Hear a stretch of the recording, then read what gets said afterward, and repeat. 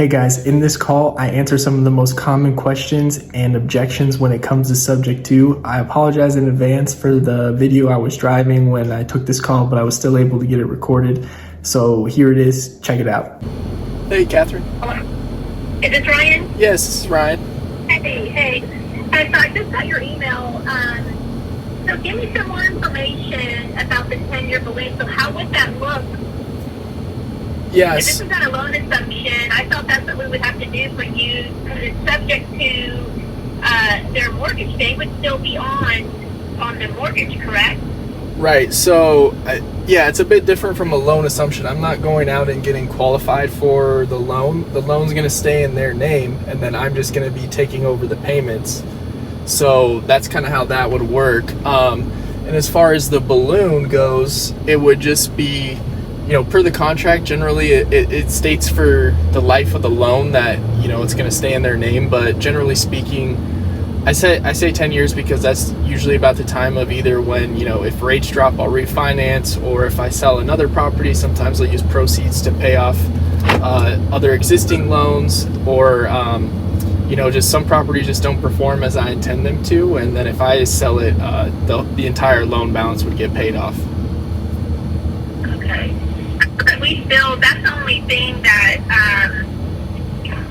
we're worried about too, because they don't want to be. I mean, it's going to be there's a possibility that they're going to have this under their name for the whole 30 year of their mortgage loan. And why do they want to buy another house? They won't be able to buy another house. They're a young family. They need this house, out. Yeah, that's a great question. So with that, a lot of times, so it's kind of like if you were to own a rental property, you could get it in your name, and then depending on the lender, sometimes they require a certain amount of time for, some of them will just be like, okay, well, show me that it's rented out, and then as long as they're not making the payments and that you can see that it's coming from a different account, then the lenders will get them approved for another loan. So that's definitely, a possibility. If worst case scenario, if I need to, I can provide them with, a lease. But most of the lenders that I work with, and a lot of times, lenders are familiar with it. They'll work with you and still get them qualified as long as they can see that they're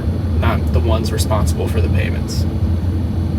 And I let my broker take a look at, both offers, because like I said, I have one from the other one, and he's the one who really recommended that there needs to be some kind of verbiage in the special provisions, to protect my clients, and he was just kind of opened my eyes all this, and he said, I know, so the other one is doing a loan assumption, which is still subject to the loan. They're not going to refinance it or anything. It's still staying under my client's name and everything. But the thing is that, can't you do whatever you want with that house? Or couldn't you sell it to somebody else? And then what if they'll take care of the mortgage payments and all that stuff? How would all that work? Then my clients would, they would be the ones who get hurt. They would get the negative impact.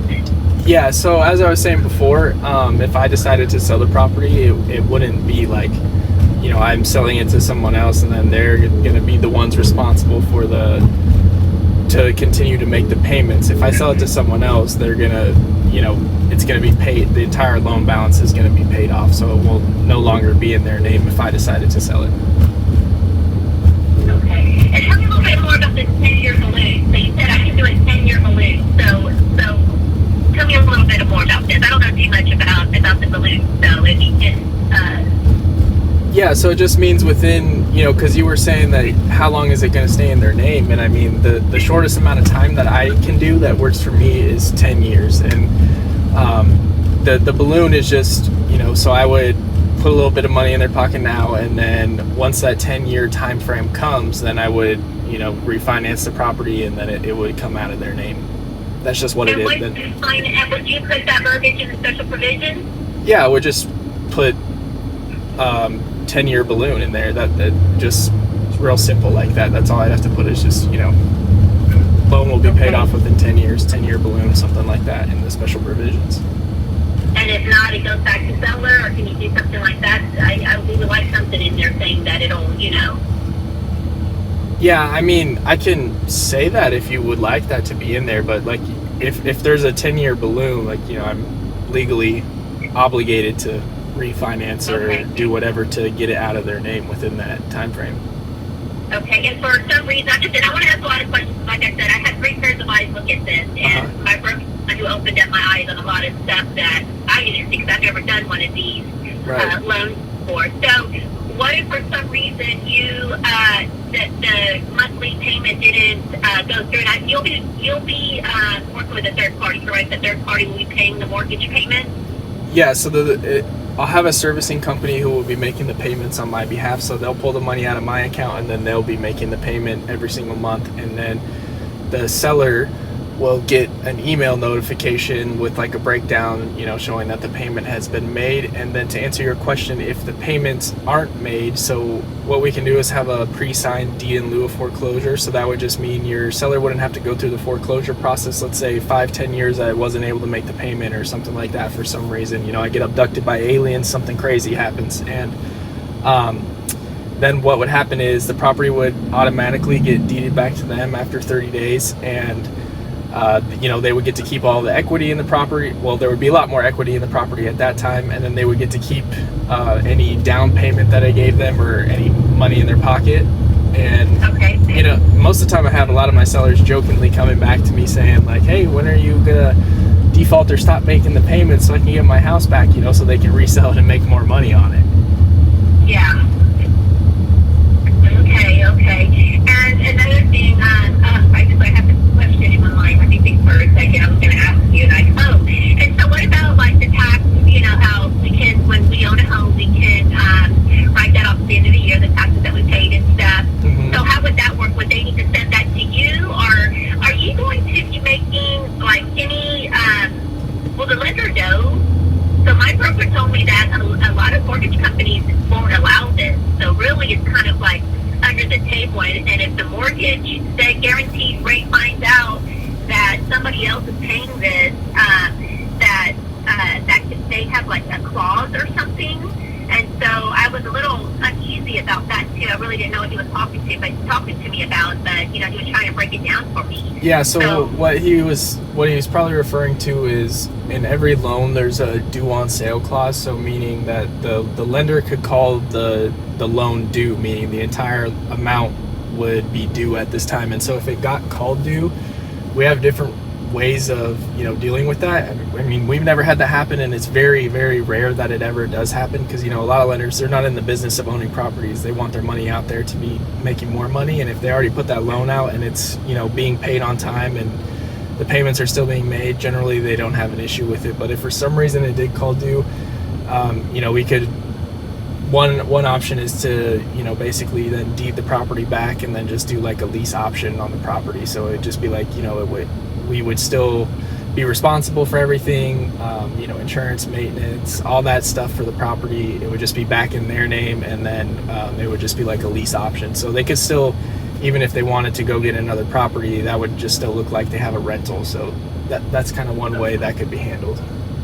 Okay. And is there any verbiage in any of these addendums or anything that states this? Yeah. In the addendum and in the seller acknowledgments, there's, you know, they're acknowledging that, hey, this could be called due. Okay, but it's saying that y'all would take care of it, though. That's what I'm saying. I want to make sure when I'm reading through it, I know the other one, I need to finish reading through yours. I've just been really busy this weekend, but like the other one I was reading through, and it's like everything is like against the seller. I was just like very surprised. Like if it goes to quote foreclosure, it's giving the seller's responsibility for everything, and I'm like, whoa, what's going on here? No, we would take care of that if it got called due or anything like that. Okay. All right. So that was it. Okay. And then what about all the like I had asked a question about the taxes at the end of the year. Do my clients need to be sending you like the statements every month? How is all that going to work? Yeah. So everything will get like changed over to our mailing address, so we'll be, you know, receiving everything. But I mean, the taxes will be the ones who, you know, will be able to get the tax benefit and the write-off and all that stuff, because we'll be the owners of the property. Okay, so it'll be mailed to you then? They won't receive it? Because I know I read somewhere that it'll still be going to my clients. Yeah, so like in the beginning there could be some mail, you know, that still goes to them, and then if they could we would have them send that to us. But I mean, we generally try to get all that stuff changed, the mailing address, so that way it gets sent to us. Okay. And is there any way that we can do like a three-way call with my clients so they can ask, because they have a lot of questions too, so you can help them if needed to answer a lot of questions? Yeah, of course. And then who was this real estate lawyer too? I know, I'm just trying to go back. I know you said something. Yeah. Sean Schaefer? Yeah, he drafted up the addendum, and then he also drafted up my contract. Even though I sent you the Trek contract, he's the one who drafted up my contract and the subject to addendum. So I was just giving you that information to know, like, hey, this is drafted up by a lawyer. You can go, check out more information about it if you want to. Okay. All right. And then how would we do this on closing days if they live in California? Yeah, we would just do mobile notary. Okay. All right. Okay. Well, what is a good time for you to talk to them? Yeah, are they available tomorrow? Or I know Mondays are generally pretty busy, but yeah, I'm an RT too at over here in the medical field too, so I know I have to work tomorrow. I'll be working all day. But let me text them and let's try to find a good time to discuss this, and then we can go from there. Are you available today to maybe talk to them? Yeah, potentially if it's like soon, but if it's a little bit later, I won't be available. Okay. Yeah. All right. Yeah, I don't know if Shane works today or not. I'm not for sure because he's in the medical field too. So, let me see what's a good time, because we definitely want to get this done sooner than later. Right. So if they decide to go with you, and the only reason I'm talking to you is because the other investor has not touched base with me yet. So he hasn't changed the contract or anything, and so we can't sign it until he does that. Right. So I told him, let's take a look at this, and we'll go from there. But so it's 154 over here. Okay. Yeah. Over there in your It's 11:54. Yeah, just touch base with them. We can text back and forth, see if something works, and then we'll definitely get it figured out sooner than later. Okay. All right. That sounds great. All right. I'll text you and I'll let you know. Let me call them right now. Awesome. Thank you so much.